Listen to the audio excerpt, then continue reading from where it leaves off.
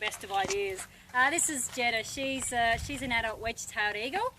She's the biggest bird of prey that we have in Australia. I'm just going to face her into the wind for a second. No, you can't go for a fly. Eagles being quite big birds, they feel much more comfortable facing into the wind than facing against it. Can I sit up? There we go. That's mainly because it makes it much easier for them to take off if they have to. Jetta here, she's a fully mature female. She's 21 years old this year.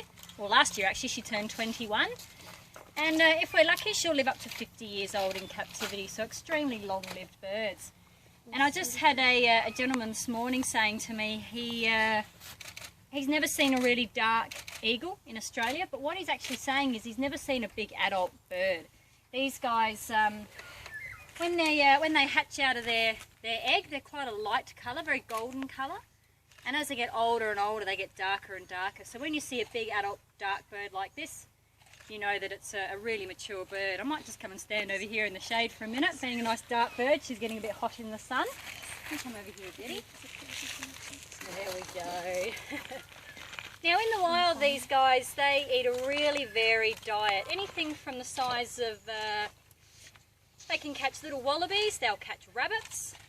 They can also catch things like snakes, foxes, feral cats. Really varied diet.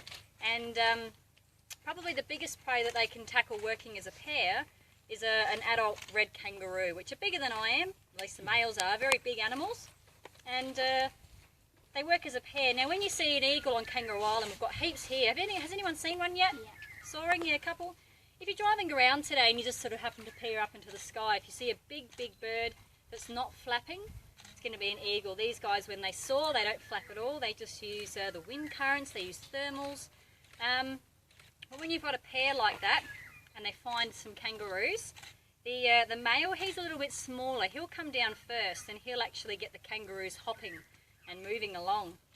Then the female, she's a third larger than the male. So Jetta here is about, what are you today, Jed? She's about 3.6 kilos.